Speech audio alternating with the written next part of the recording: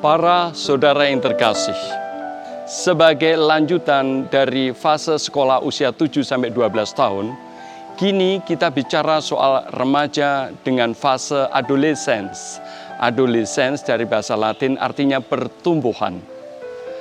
Anak-anak remaja yang berusia 13-17 ini mempunyai kekhususan, mempunyai ciri khusus, yaitu 1. Mulai matang secara jasmani. Kedua, menjalankan rencana formal. Mereka ingin sekolah di mana, mereka mau berteman dengan siapa, mempunyai kebersamaan dengan teman-teman seusia, lalu mulai berelasi dekat dengan lawan jenis, dan kalau fase ini berhasil disebut fase penemuan identitas. Lawannya, kalau tidak berhasil disebut fase rancu identitas. Adolescence dengan usia 13-17 tahun ini, dengan fase pertumbuhannya, mengalami perubahan fisik dan psikis yang pesat, sehingga emosinya mudah sekali berubah, disebut roller coaster emotion. Jadi turun naik seperti permainan roller coaster itu. Di usia ini suasana batin, hobi, pekerjaan, dan permainan yang disukai masih mudah berubah.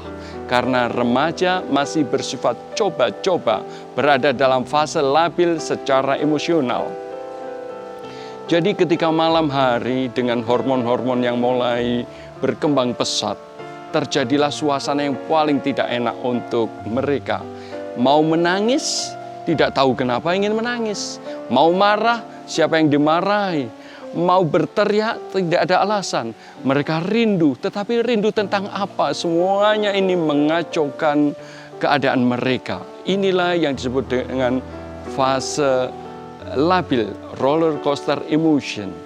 Kebanyakan di suasana ini, remaja suka lari dari situasi itu, lalu mereka mencoba mencari hiburan kemana-mana, bertemu dengan teman-teman, lalu ke mall, tanpa arah. Tetapi itulah masa remaja.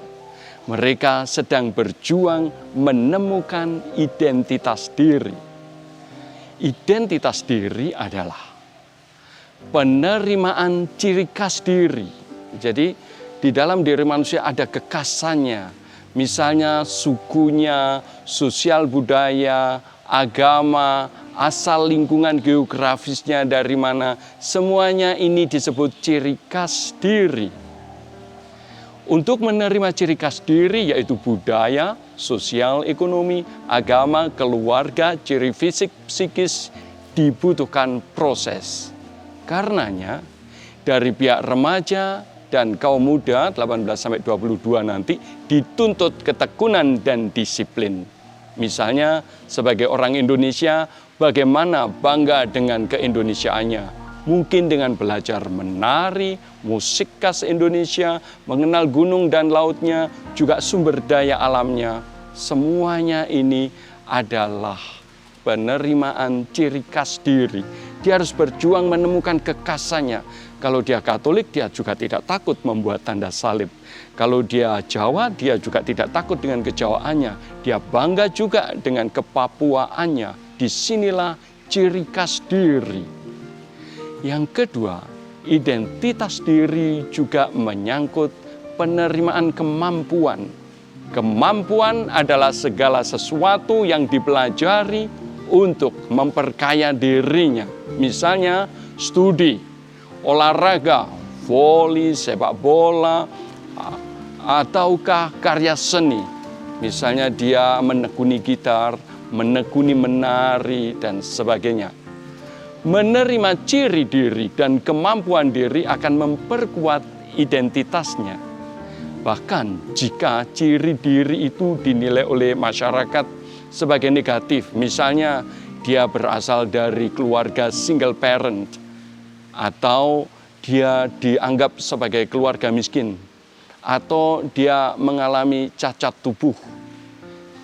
Kendati demikian, jika suasana itu, keadaan itu diterima oleh seorang remaja, dan dia bertekad untuk terus mengembangkan diri, maka identitasnya akan diperkuat. Dalam situasi ini, remaja perlu bimbingan. Karena suasana batin, hobi, pekerjaan, kesukaan remaja masih muda berubah, maka remaja perlu dibimbing agar bertekun dalam memperdalam hobi, belajar, melaksanakan tugas atau pendalaman talenta khusus. Dan setelah belajar mengenai itu, lalu dia perlu setia dalam sebuah aktivitas. Meski terasa sepi, kering, menjemukan, dia harus mencoba untuk terus tekun di situ. Disinilah katakan saja beban kaum adolescents, orang-orang yang sedang mengalami perkembangan. Dia belajar untuk tidak tampak dulu, hilang, kering. Sayangnya, kenyataannya banyak remaja muda terseret pada sesuatu yang sedang populer.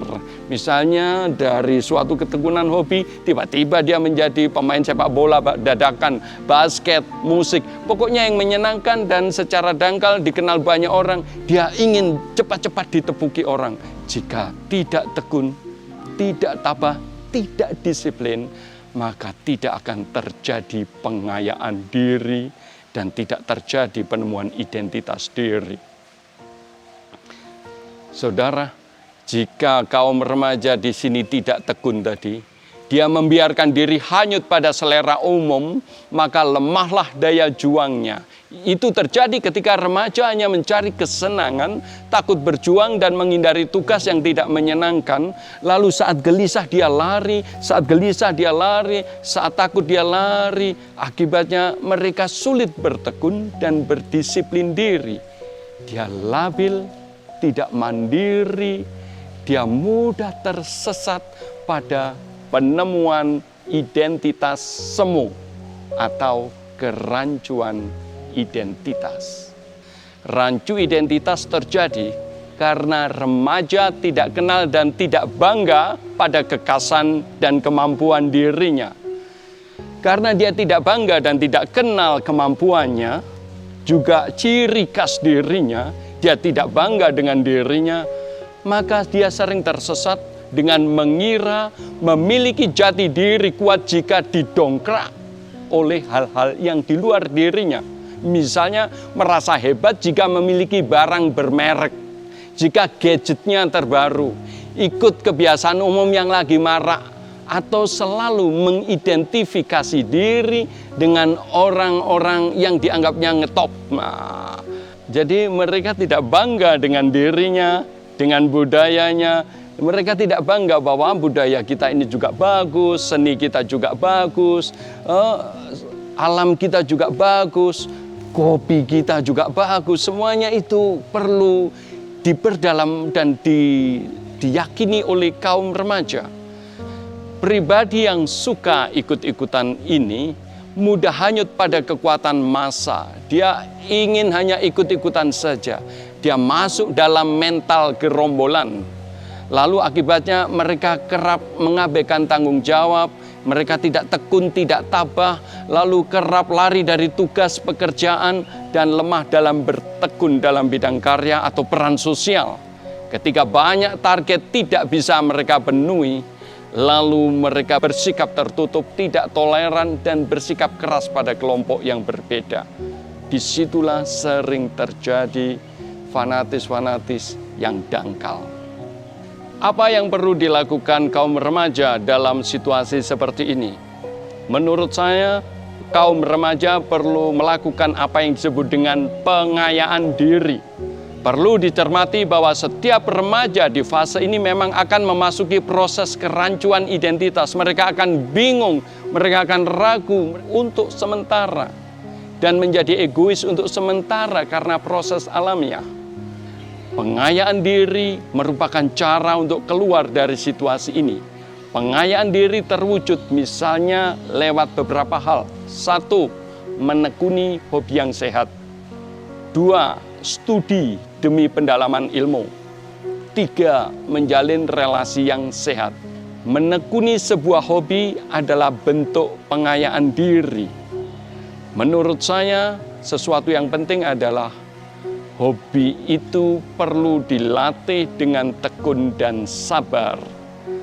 Menemukan hobi yang unik, tidak hanya yang populer, adalah sebuah seni.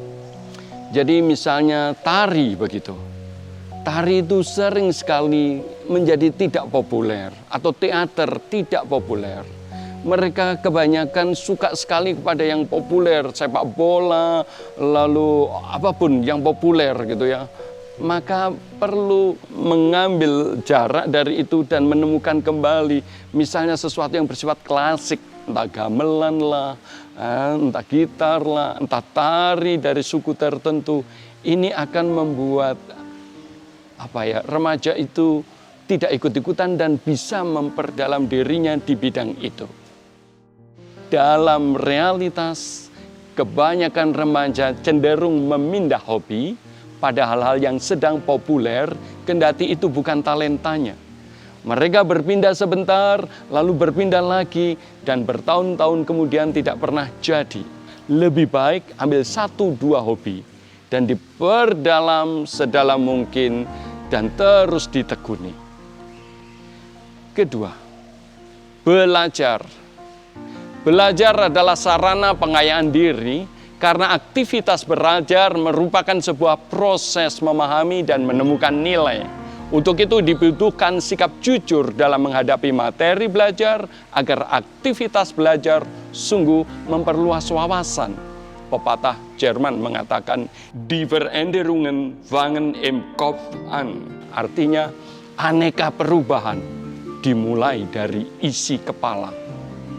Erich Fromm dalam bukunya Seni Mencinta menuliskan begini, untuk belajar orang perlu disiplin.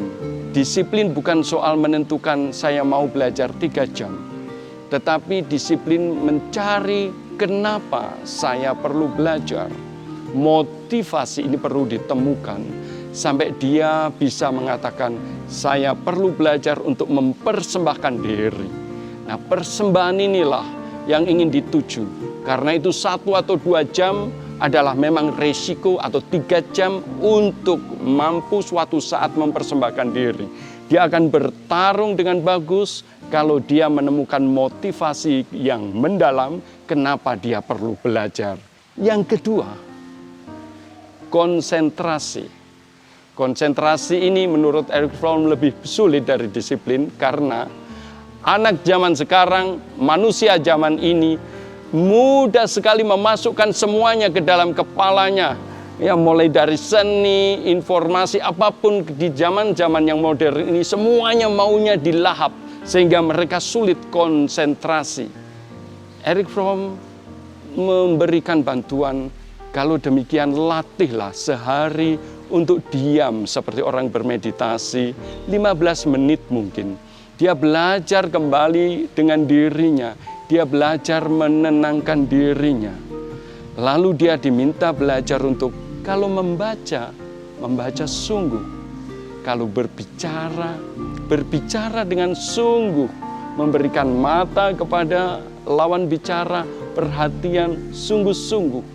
Lalu dia belajar kalau dia sedang pergi ke kampus atau sedang bepergian, dia memakai misalnya mantra, Tuhan, aku mencintaimu. Tuhan, aku tidak boleh takut. Tuhan, aku adalah berkat-Mu. Semua mantra kecil-kecil ini akan memperkuat dirinya. Yang ketiga, menurut Erich Fromm adalah percaya. Para remaja perlu mengatakan pada dirinya bahwa dia mampu berjuang untuk mempelajari sesuatu. Dia perlu melatih dirinya bahwa dia memang mampu. Untuk itu memang dia harus 2 jam, 3 jam belajar, bukan karena ingin belajar, tetapi ingin mempersembahkan diri tadi. Dia lalu mencoba untuk percaya diri. Itu yang pertama. Yang kedua, dia memang perlu percaya kepada Tuhan. Karena berjuang sendiri terlalu berat dalam hidup ini. Ada banyak hal yang tidak bisa diatasi sendiri. Tiba-tiba sakit, tiba-tiba ada kematian, tiba-tiba ada kecelakaan. Semuanya itu berat. Tiba-tiba ada pandemi seperti sekarang ini. Semuanya itu menyedihkan. Karena itu seorang remaja perlu juga percaya kepada Tuhan. Dia perlu menyerahkan hidupnya pada Tuhan. Sehingga hidup itu dengan percaya seakan-akan 100% semuanya dari diri sendiri, tetapi juga dia belajar 100% tergantung pada Tuhan Allah. Percaya. Inilah salah satu cara untuk mendisiplinkan diri dalam pengayaan belajar.